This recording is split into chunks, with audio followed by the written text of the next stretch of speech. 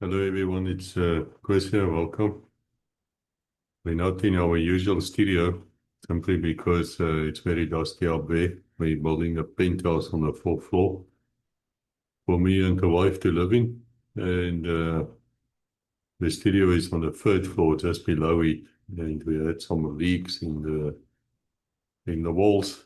And so we had to cut a hole through the wall. It's a long story, it doesn't matter. There is another channel about the building, a renovation of a guest house here in Phuket in Thailand. But that's another story. It's a funny thing. I've been doing these videos on legacy conversations for 5 years, almost 5 years. And of course, at that channel, we have millions of views. This one, the book channel, I'm always surprised if we have any views whatsoever. It was never designed for a lot of views. It was designed for the guys who's actually reading the books. And in the book, every book, you will find a link back to where the author is actually discussing the book and telling you things what might not be in the book or what's the real story behind the book. Sometimes that's the only way how you can transfer knowledge and information. It's the way you do it. But anyway, I'm glad you're here and thank you for that. But it's fascinating to me that once you release one video, let's say on the Ratels and where they come from, because they are used in Code Name Devorah. In Code Name Devorah, Book 12, that's where they are. But what's fascinating here is they're not used in a conventional way at all, and they're not really used in a way of counterinsurgency. In that book, they are actually used in counterterrorism. Now, there's a huge difference between those three things which I just said, and I'm sure you know the difference, so I'm not going to explain it to you. I might in a future video. But to use them like that is quite different, and that's what the book is about, is to demonstrate the capacity and capabilities of these vehicles in that role, which actually was done. But you can read the book to find out more. But then I released a video to show where the Ratel comes from and so forth, and immediately people said, well, what does it look like inside? Now, as luck would have it, we do actually have a video on what it looks like inside. And we went to the very, very first one ever built, standing in Saxon World in Johannesburg at the museum, the Ditsong Museum, War Museum. They gave us permission to record there. That video is not out on Legacy yet. It will be out in about end of November, I would say. It would come out on November 2025. So if you want to see the entire series, or you want to see other videos like this, you have to go to that channel. This is just a little, feeder. It's all it is, because I took the videos which has to do with the weapon systems in the books and I moved it out. So that's it. I hope you enjoy it. It's really fascinating. And again, guys, let me again warn you, put a disclaimer here. The guy speaking, the people in the video, got nothing to do with the books. Don't put 2 and 2 together and get to 10. They're not even aware of the books, got nothing to do with the books. I'm just using the video for you to show you what this vehicle looks like on the inside. So that's it. Hope you enjoy it. God bless. Welcome to Legacy Conversations, a channel where we preserve military memories and history. Hello everyone, it's Chris here. Welcome. And yes, I know I look different. Yeah, I lost about 70 pounds, man. About 51 kilos. My maths are correct. Since we actually made the videos, long story, I'm not dying as far as I know. But I'm actually now at my weight, which I was in Standard 8 in 1983. And there's no secret to it, man. I just stopped eating a lot of food, eat very little, and exercise about 8-9 kilos a day in this heat, which I walk. So there's a few people who ask me, is there something wrong with me? Guys, no. As far as I know, nothing's wrong with me. God be praised. And even if there was, it's okay. No problem. Why I'm redoing this intro is because I made a tremendously big screw up in the original one. And thank God we found that out, so we could rectify this. It was a bit of a confusion, when I came back. from South Africa in January of this year, 2025. We had a huge amount of videos to do, and we were doing it as quickly as we could. And obviously, I made mistakes. We put in I have a new cat, and it's running here below me, trying to attack my foot. So basically, what happened is I took the intro video 3 and I put it in video 2, and video 2 became video 3, and man, it's just a gemors. But luckily, it's not serious. It's not the end of the world. So what we did is, I just redid this one quickly for you. Basically, guys, you will remember in the Ratel series, and thank you for your support of it. It is doing quite well. You'll remember in the first video, General Savides was talking about where does the Ratel actually come from, which we shot at his house in his study. Wonderful people here, and his wife and himself gave me food there. Man, it was fantastic.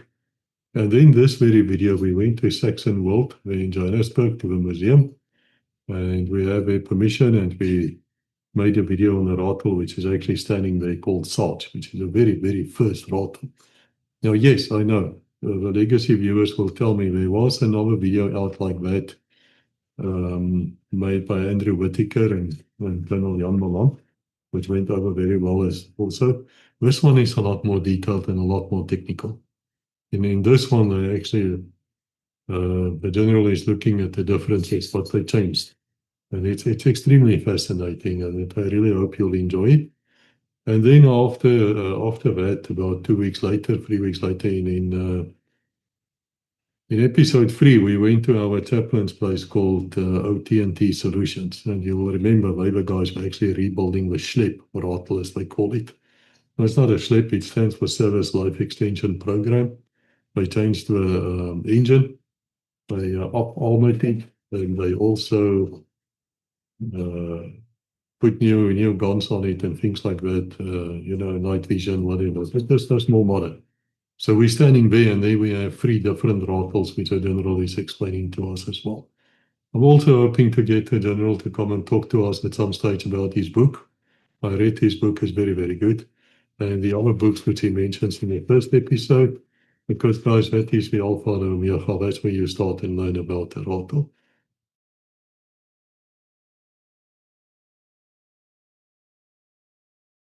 Well, welcome here. You know, guys, we've been doing this for almost 5 years, and we have millions of views, and more than 1 million hours of views. And we're really hurting our enemies because they don't like our message to come out, which is why we're so suppressed. So just a quick reminder, if you like the video, please think about it. Buy me a rooibos tea. But you actually click on it as buy me a coffee. It is quite standard right across YouTube and everywhere else. We just added it. It's a new support, a new method of support, which is greatly appreciated. Yes, and it is still the same as we still have Patreon, of course, and we will still ask you to read my books and the books we wrote together, because it's really, really good. This is Rebecca, by the way, if you don't know, it's my lovely wife. She's the driving force behind Legacy, because there were times when I wanted to give up, and there were lots of frustrations, especially with her. Even in filling out the Buy Me a Coffee form. Man, that's true. I've got a South African attitude against red tape. You know, you were standing in the queues there at elevators and things, you do get angry quite quickly. I think I won't get it out of me. But guys, to be honest, it's not only me making these videos. Sometimes Fossey and the rest would also contribute. And if they don't contribute in making the video, Fossey especially is doing a lot of editing in the background. So we're going to put in also a specific link where another presenter was involved, where you buy him or her a coffee, but not me, because I think it's just the right thing to do. We're starting out the test phase now. See if it works. So you can buy us a coffee. There is a choice. You can select 1, 2, 3, or more coffees. Yeah. It's not coffee. We don't drink coffee. That's why, believe it or not, that's why rooibos tea is very appreciated. Yeah, very much so, very much so. And then, of course, I say this in a thank you message as well, but it is a bit psychological as well. If you keep on doing this and keep on working, keep on spending a lot of money to do it, the trip to us in South Africa to record all the Air Force things has cost 100,000 rand easily. at some stage you really feel abused, man. You really feel that you need to get something back, even if it's small. It's more about psychological, doing a good job. And what I see is it motivates him to continue on and get new ideas. And he would like the trip, which is coming up, I think, or who knows when you see this, bridge over River Kwai. He was so motivated to do that. Yeah, and we learned a lot, River Kwai. It's a fantastic video. Also include Hellfire Pass, but we also would like to go to Vietnam and look at, Khe Sanh and Dien Bien Phu and where the Americans ran away. The CIA headquarters left their files behind. I'll mention that.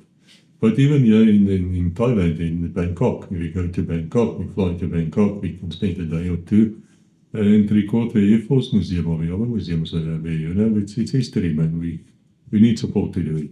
It's not fair that we carry the burden all by ourselves. I'm not really willing to do that anymore. People can enjoy the videos. If you can assist us, buy us a coffee, man. What does coffee cost? Or nothing. Just contribute something and we can keep us going and hurt our enemies even more. Perfect. Okay. Thank you. Bye. Bye.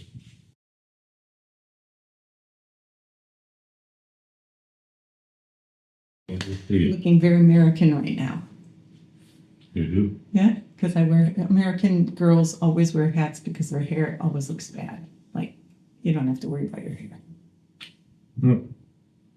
Okay. All right, but ready? So anyway, guys, that's the news. Thank you for being here. Spread the word. And if you want to buy us a coffee, man, then buy us a coffee or become a Patreon. Become part of the show. We need your help. We do need your help. We've been going 5 years. We're heavily suppressed, of course we are. But still we're spreading the word of the SADF and the Help SAP and the rest of you. And I think it's important.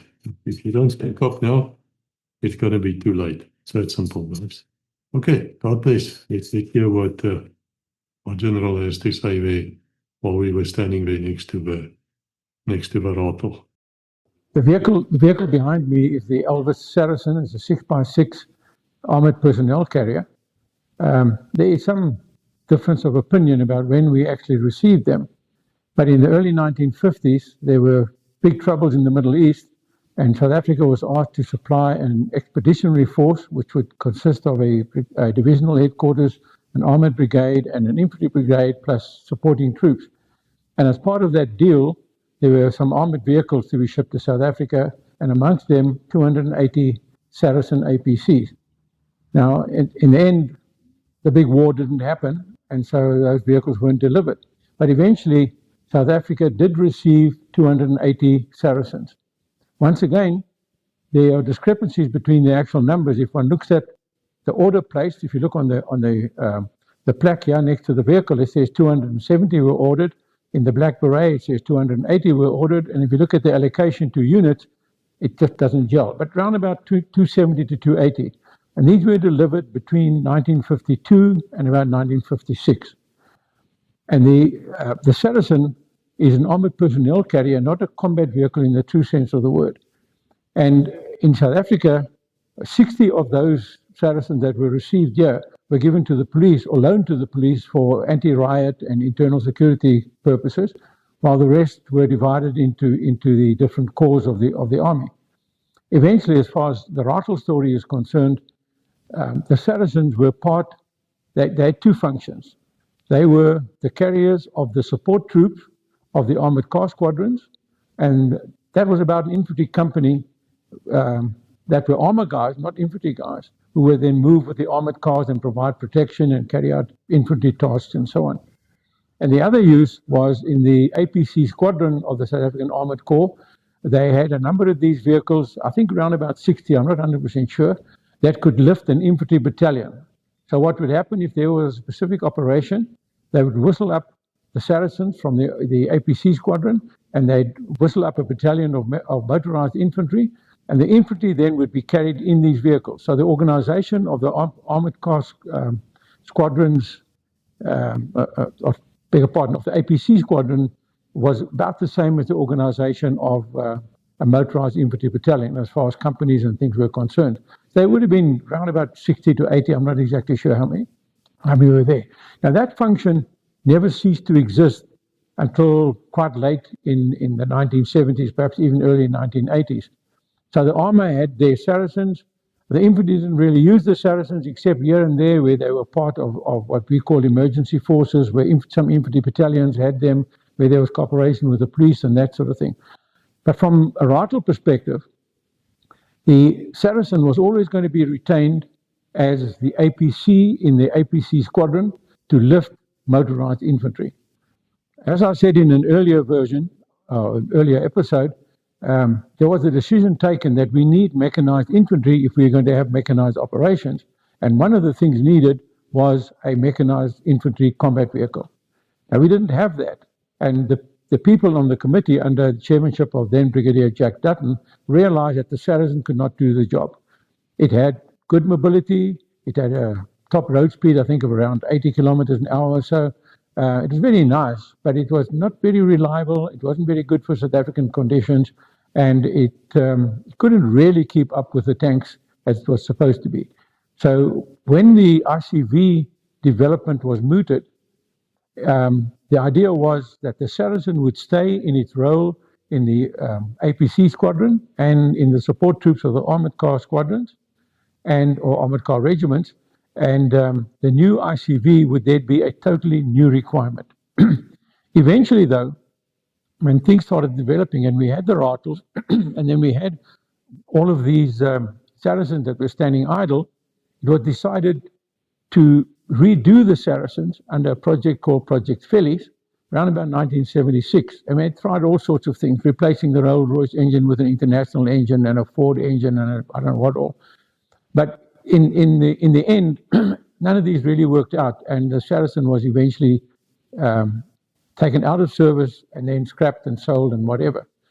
Now, an interesting thing is that in the development of mechanized infantry, remember that was also something new in our country. We didn't have mechanized infantry. But when they looked at revitalizing the Saracen, they also looked at what we're going to do with it. And they said, well, you can't give it to a motorized infantry battalion. So they developed a new organization called the Mechanized Infantry Battalion Type B.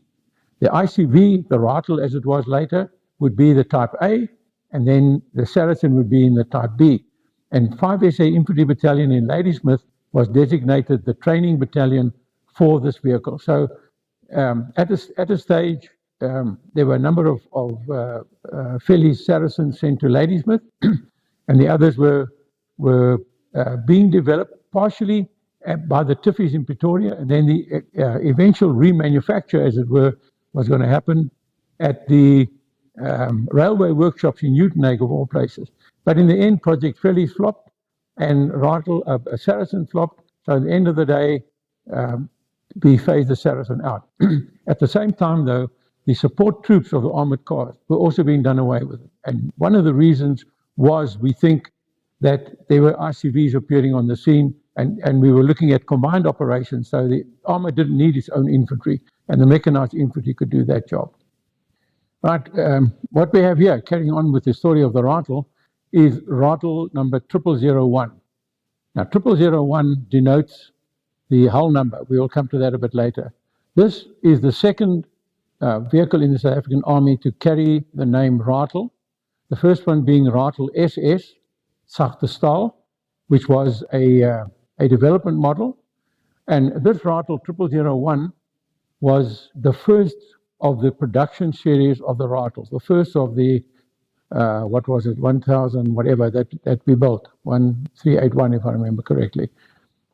This particular vehicle was a bit of a guinea pig and a bit of a Cinderella. It never left the factory. It never had a call sign. You see it's got a call sign on here. It never had a call sign. It was never deployed operationally. In actual fact, it was only delivered to the Defence Force in January 1976, a year after a lot of other Ratels had already been delivered. Now, the idea of this Ratel, it was kept at the factory, and it was used, as I say, as the guinea pig. So if they were doing something on the line that wasn't working, they would come to this vehicle, they would cut a piece or do something to it make an adjustment, then take that adjustment to the production line. So after 0001, we had what we call the dirty dozen. I can't remember exactly how many there were. It was more than a dozen. And they were, in actual fact, advanced development models, two of which we used in the evaluation of the Ratel in 1975. So this Ratel is, if you like, the father of all Ratels. It's the first Ratel as we know it, the first one to look like this, the first one to have the shape, to have most of the facilities that the Ratels have. In the same breath, we must say that there are none of the later additions. There's none of the bush protection. There's none of the Mark II in this Ratel. There's none of the later Mark III in this Ratel.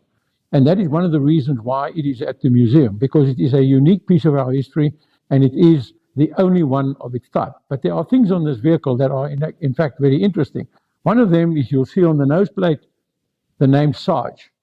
Now, from 1971 onwards, the late Colonel Sarge Nell was involved with the whole development of the mechanized infantry setup, with the development of the infantry combat vehicle, with the evaluation of a lot of the vehicles before we got to Ratel.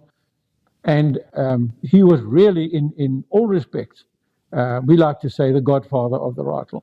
And when he died, I think 2 years ago, there was a unanimous decision taken in cooperation with the museum that we would name the vehicle after him. He obviously was not a sergeant, but his nickname all the years was Sarge, from when he was in the CF right through until the day he died. He died as a colonel, and we still honor him as Sarge, and that is why this vehicle carries that name.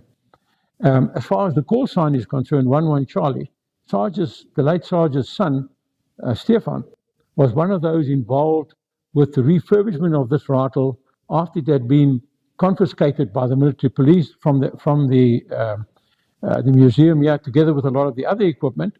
And then some years later, the vehicle was recovered, and between Stefan Nell and Yori Jordan from Jorsen, they refurbished the vehicle and brought it back to the museum, where it was once again put in its place and sort of restored in honor, as it were.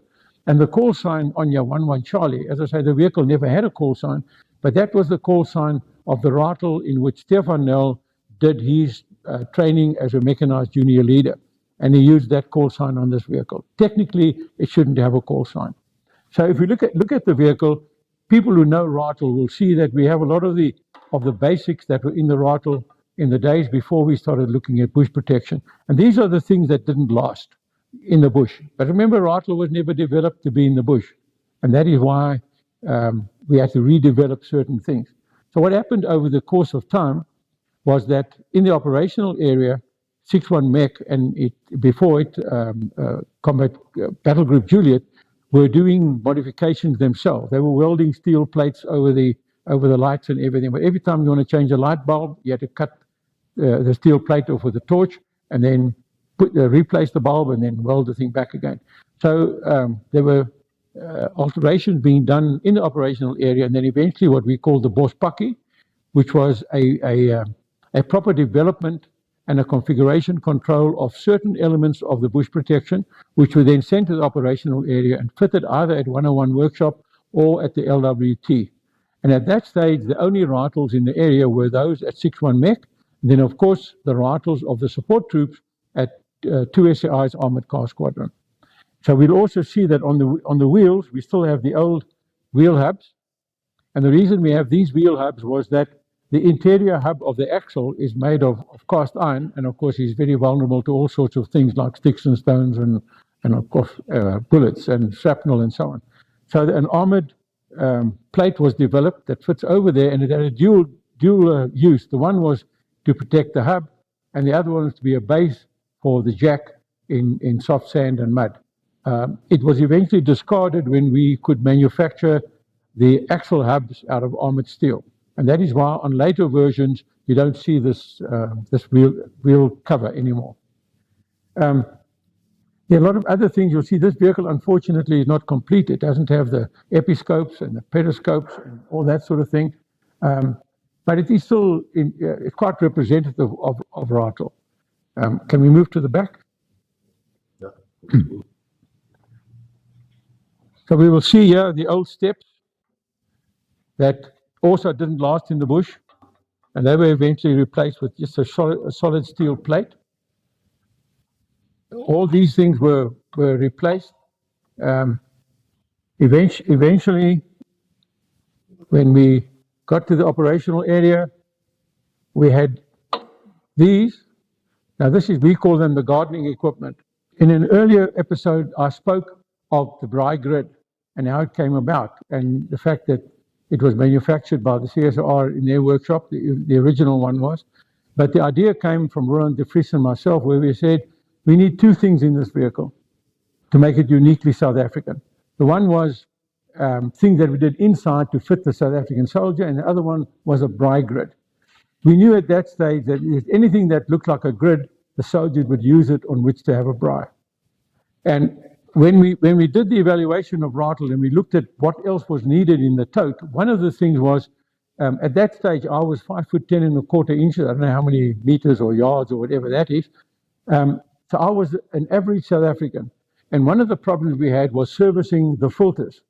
So what would normally happen was you'd whistle up a 20mm ammunition container, put it down there, use it as a step, and then you'd be able to service this. So we said we needed the Brig Grid, and Sergeant Nell said to us, well, okay, but how do we motivate a Brig Grid, and where the hell do we put it?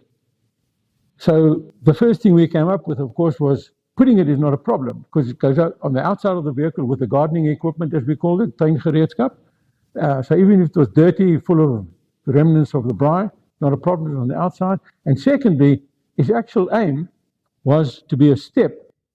And if one looks at the original tote documents, it's actually listed as a steps utility. So it's a folding step, which coincidentally is big enough to take 10 pieces of meat and a couple of pieces of horse and so on. That's purely by coincidence. It's on the outside of the vehicle, and its main use then was this, or anywhere else around the back. Even with the refueling, sometimes it came in handy. The guy could stand there with the refueling instead of sitting on top of the vehicle. Now, obviously, when it came to the bush, these things didn't last. So there are lots of them lying all over Angola, I think, at this stage. You'll find them in people's homes, especially the Brig Grid. So this was impractical. In the later version, in the Mark III, this whole system was moved onto the engine covers. Then at the back here, we can't see it from here, but on the other side, across from the fire extinguisher is the number of the Ratel, 0001, and that is the real DNA of the Ratel, as it were. If you want to know when a Ratel was manufactured, where it is, what it is, and whatever, go to the whole number. The R numbers and later the M numbers could change. The turrets could change. As vehicles came in for repairs and upgrading, we swapped turrets. So a Ratel 20 could have become a Ratel 60, could have become a Ratel 81, depending on what they were doing. But the whole number remained. So we have records that on the last day of January 1993, we knew exactly where every single Ratel that was manufactured was at that stage. Subsequent to that, a lot of them were sold, so we don't know where they are today, most of them. But there are still several hundred in service in South Africa. Right, so here we are at the right-hand door of the Ratel. Remember that the original specification or requirement called for a large rear door and or a ramp. We don't have that. We have the two side doors and a very small door at the back that can be used for emergencies and whatever else. So the Ratel was developed then to take a 10-man section, which consisted of the 9 riflemen, as well, one of them was Lance Corporal, the 9 members, plus the section commander who would be in the turret, and there was a gunner. Now, in some organizations, the gunner and the section commander and 8 troops made up a section. In others, they had 9 people, 9 in the section, plus a gunner, plus a driver, plus the section commander. So that depended on the specific requirements. There were some operations where there were many more people carried, and others where there were less people carried. So inside we see it has a middle seat facing outwards, which we thought was necessary for good vision and for not only for all-round vision, but also just for spatial orientation. So the trooper could look out of the glass ports and get an idea of where they were. In modern vehicles, they have cameras and screens and all sorts of weird and wonderful things. In those days, we didn't have them. So the Ratel, you'll also see the color inside was also unique at this stage. We were the first of the combat vehicles to have a green interior. The armored vehicles were all white inside. We could never quite figure out why, because they were a bit harsh on the eyes when you open them open the doors in the sun. So we went for the green, which was apparently easier on the eyes and restful, and I don't know what else. We have all these kop krimpers who were helping us at the time. So Ratel, in this particular case, the Ratel 20 has a 20mm turret, which is a derivative of the old Elan 60 turret, and which later became the basis for the new Elan or Ratel 60 turret. It was used for various applications. This turret, we have not only Ratels with 20mm turret, we also exported Elan with the same 20mm turret to Mozambique, I beg your pardon, to Morocco. Getting tongue-tied here. All right, so there were little things in here that we looked at from an infantry perspective, that what do we need on a vehicle like this? Now, they're not all here, but you'll see things for the ammunition racks, and these for the magazines, rather. And these things were for the old R1. Later on, we had to change them for the R4. On the inside, there are places for rocket signals. There are places for you can't see it on this one. There was a bracket on the one side for a 60mm mortar or a rocket launcher, and on the other side there was a folding seat. Now on this side there was also later a folding seat, so there were 2 extra seats available in the Ratel. Okay, this is the hull number. On this one you'll see 0001. So this was the very first Ratel off the production line. And that number never changed. When we sold vehicles, they retained that number. So all the Ratels, wherever they are in the world, except for one that I know of, that's in South Africa, that number is still visible. And why that one was taken off, I have no idea. There are 2 other things we want to look at in this vehicle. The one is the tow bar. In an earlier story episode, I was talking about the aim of the tow bar. Now, obviously the aim of the tow bar is to tow another Ratel. But any Ratel crew will tell you it's actually an object of torture. So when there was an OPI and there's nothing else available, the tow bar, a 2-man tow bar. It's quite heavy, so 2 men, it's a bit of a struggle. 3, not so bad. So the tow bar was there for a specific reason, and it used very often, but it was also abused. And because it was not only a tow bar, it was sometimes a push bar. And you might recall in an earlier episode I spoke about how they sometimes use the tow bar to lift the vehicle to change a wheel. Now you see all over the vehicle, you can't see it on this one, but there will be lugs on which you can fit cables or whatever for lifting the vehicle, and especially on the factory floor. And then what the guys would do, let me just turn my back on you. Yeah, you can't see that. Yeah, there's one over here. They would attach with a D shackle. They would attach the tow bar to here. They attach the tow bar there, and then to another Ratel there or here. And then they would basically just push the Ratel up, lift these wheels off the ground, and then change the wheel. Now, obviously, tow bar was never meant to do that, so it didn't withstand all the punishments that were given, and that's why a lot of these things look like cook sisters today. But very good in its original use. You see, these are the lugs that were used for lifting and so on in the factory, and also for recovery for the tiffies. Another thing just to look at is the armored glass. Now, the armored glass, you'll see there are 2 crosses on the armored glass, a small one on the inside and a larger one on the outside. Now, these could be used not so much as an aiming mark. I can't remember the distance, but they were set that if you looked at them and you aligned them, you were looking at a distance from the vehicle, 100 meters or whatever. But they weren't actually aimed as an aiming mark per se. What's also interesting is that although the glass withstands a 7.62 round, it only does that if the right side is facing outwards. If you turn it the other way around, with the inside facing out, the shots will go straight through. So it's very important that people knew that they must mount these things facing the right way. Now, there were stickers on the glass saying which side is in and which side is out, but the cross was also an indication. The small cross was always on the inside. And of course, we know about the water tanks, also something quite unique. That Ratel has 2 water tanks that carry, I think, 40 liters in total. Ratel also has 2 fuel tanks. One is on the inside here in the passage and one under the engine. So we thought of a lot of things to build in redundancy in the vehicle as well. We tried our best, and when the vehicle eventually went into operations in 1978, 79, 80, we picked up a lot of things that either didn't work or needed to be changed. And that we did eventually along the way until we got as far as the Mach 3. Okay, once again, remember, Ratel eventually was not developed for the bush. So even on this first prototype, we have certain things that were put here for specific purposes within the context of the conventional forces. One of them at the bottom is the so-called NATO cross, which is basically a convoy light. It has a little light on it. You can see the light there.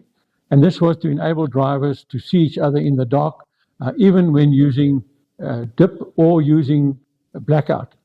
Also, you'll see that there are convoy lights, which were switched on at night, and so the drivers could drive in the dark, as it were, looking at the convoy lights. Now, in the bush, of course, with the dust and everything, this didn't work so well. So there are all these other innovations that came in, the glow sticks, drawing an outline of the Ratel on the driver's windscreen. So when the vehicle in front filled that, you knew you was the right distance away. But we didn't have those in those days because we were traveling in convoy in conventional operations, as it were. That is also why Ratel doesn't have a spare wheel. The spare wheel would have been carried on the logistic vehicle in the echelon. Now, as things turned out, we didn't have a logistic vehicle in the echelon until we made our own. And in the very first operation, they found you can't work without a spare wheel. And that is why we started then they started putting spare wheel on the engine compartment. And eventually, it became a fixture on the vehicle. There were other things that came along later. For instance, it's very difficult to clean under the engine. And in later version, in the Mark III, there is actually a hatch here that you can open and get in under the engine to clean it. There are a lot of innovations, the grill chains, the hatches on the engine chains, and various other things. So we were innovating as we went along. And every feedback we got from the operational area, we evaluated, and where it was feasible and possible, we put it onto the vehicles. Now, this door is not really an escape door, but it's an additional door. You could use it to debus in the event of something going wrong in the front of the vehicle and you want to get out behind. Remember, one of the advantages of a vehicle with a rear door is that when you get out, you're behind the vehicle. Especially if there's a ramp, then your legs are also protected. Now, we didn't have that. So if for some other reason you couldn't use the side doors, this door was available for that. But it was mainly used for logistic purposes. David Lauter in his companies used this passageway here to store ammunition boxes, one for each of the crew, and in that ammunition box was his basic change of clothing, his toiletries, and that sort of thing, spare underpants and whatever. So this door is on all the Ratels, and it, as I say, it served the purpose. A lot of Ratels you'll see people use it, for no other reason. This thing is a step when it's down there, so guys can stand here and help with the refueling. But most guys like to refuel by just standing on top or sitting on top and doing the refueling. Another interesting thing about this vehicle, and on the earlier vehicles, even on all of the Mark I's, is the tail light. When we did the evaluation, these were the tail lights. Nice and oblong shaped. They fitted nicely into this frame, and we've had no trouble with them at all. They were made by a German company, Heller, I think. But at that stage, Armscor was investing all sorts of money in all sorts of things, and one of them was the taillights on the Eland armored car. So we were, against our better judgment and against our wishes, we were forced to use the round taillight that was developed for the Eland. Now that may sound like not a great issue, but the thing is, it didn't fit here. So on every Ratel after, I think on the Mark II, they had to add a sort of half cone on the side to accommodate that. And on a production line, that's a major job. There must be a drawing for that. There must be configuration control. It's got to be properly fitted and all sorts of things. So it wasn't a small amendment, but in the end, it wasn't a major thing anyway. We were just peed off by the fact that we had to change after we'd done the evaluation. We didn't like the round light, we still don't. So the old guys still like the rectangular lights. Remember that all along we've spoken about Ratel's reliability and why it was so reliable. And one of the reasons is that it's basically a truck. It has a truck or a bus engine. It has a truck or bus gearbox, truck or bus axles, and it's as reliable as a truck or a bus. And in operations, at one stage, it was the most economical vehicle in service of all the vehicles in an operational area. How exactly they determined that, I'm not sure, but I remember that as a fact. Now, in this particular case, when a few years ago, around about the year 2000, I think, I almost said idiot, got a bee in his bonnet that the museum was a threat to public safety. So the military police descended upon this place and confiscated a variety of things, the Ratel, the Saracen, the Eland, the G5 that was here, and various other things, because they said the G5 alone could flatten Soweto. The fact that there's no ammunition for it didn't count, of course. But anyway, so they took these things into storage, and then a few years later, people realized that that was actually silly. And the museum wanted their equipment back, and eventually they got them. And then they went to a shed in the Tabachwani, as it was then, and there in a shed they found the Ratel and the Eland and various other vehicles covered in dust and cobwebs and birds' nests and all sorts of things. And Stefan Nel and Yuri from Yorson got stuck in, especially the recovery part was done by Yuri and his guys from his workshop. Yuri is an old Ratel Tiffy. So they got into the vehicle, they basically dusted it off, checked the air lines, checked the fuel lines, checked and the brake lines. Put fuel in, pressed the starter, and it started, and they got it out. There is a video that we hope we can attach to this at some stage to see the vehicle actually being recovered. And then it went to Stefan Nel at his workshop, where they then did the not the upgrade, but let's say the cleaning of the vehicle, the repainting and all that sort of thing. The Ditsong National Museum of Military History was established during the Second World War, largely as a result of the fact that South Africa had made no attempt during the First World War to record its activities in that war. So fortunately, when General Smuts became Prime Minister in 1939 and South Africa declared war, he made sure that our involvement in the Second World War would be recorded for posterity and for future generations. The result of that was the start of what was then known as the South African National War Museum. The museum was opened on these premises in August 1947, and at the time of the opening, Smuts said that the museum would serve as a memorial to what was then known as the greatest united effort our country had produced, which was the involvement in the Second World War. He also said that the museum would serve as a warning for future generations that the weapons that they see here must never be used again. Unfortunately, as we all know, that warning has not been heeded. In the early 1970s, the museum became known as the South African National Museum of Military History, and the scope was shifted to the preservation and recording of the entire history of South Africa. So not just the First and Second World Wars, but all wars, all conflicts where South Africans had been involved. In the late 1990s, under the new dispensation, all the national museums were amalgamated, and the three national museums in the Gauteng province, this museum and the National Cultural History Museum and the Transvaal Museum, were amalgamated together to form what was then became known as Ditsong Museums of South Africa.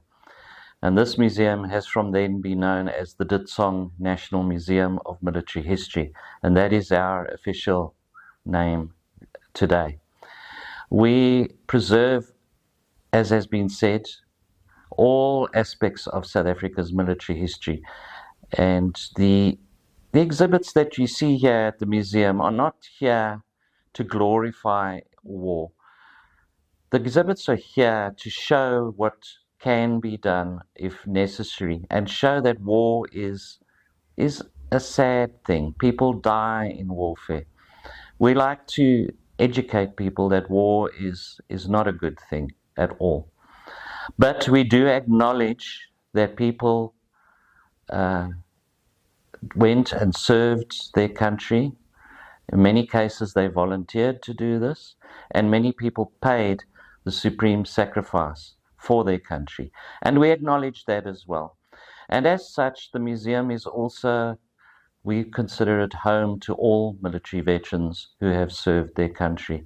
And many veterans associations, such as the Moths, the Memorable Order of Tin Hats, the South African Legion of Military Veterans, and other associations such as the Gunners Association, the SAF Association, and the South African Armour Association also hold their respective commemorations here at the museum as well.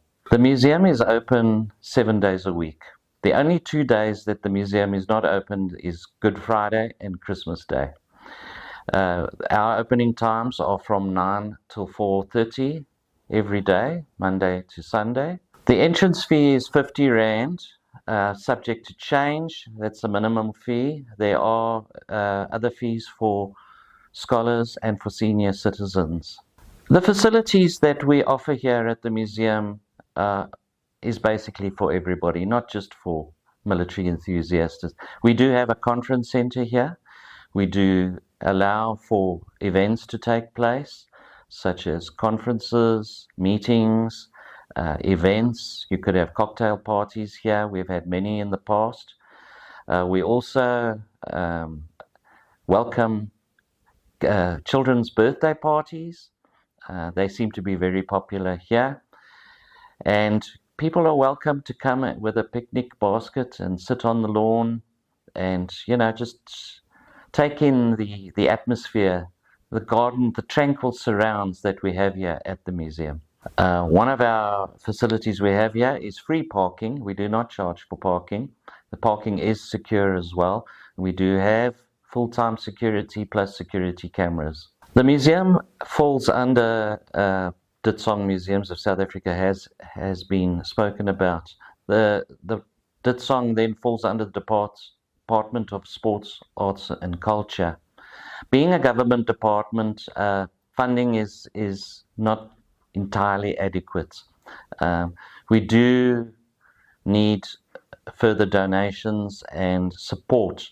We do have a building and development trust run by veterans and people who support the museum, and they raise funds to assist various programs that the museum has. We are always looking for volunteers in this regard. Every quarter we have what we call maintenance days at the museum, where people come and help clean the exhibits and do maintenance around the museum. That seems to be very popular with the crowd. We also require support with certain technological aspects, such as maintenance of exhibits. There are times where we don't have the technical capacity to carry out such maintenance. So voluntary support is always welcome here at the museum.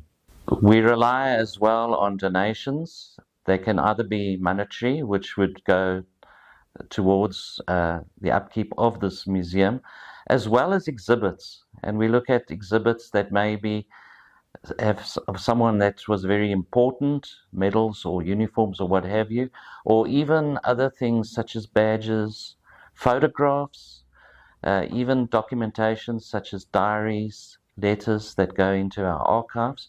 We do have a library here, one of the most substantial military history libraries in the Southern Hemisphere. It is open during weekdays, during opening hours here at the museum. People are welcome to visit the library or make an appointment to do research in our library as well. As the director of this fine establishment, we welcome everybody here to this museum. I look forward to seeing more and more people coming to learn about our military history and using our facilities. People are always very welcome here. Thank you for watching. Please like, subscribe, and ring the bell to receive notifications.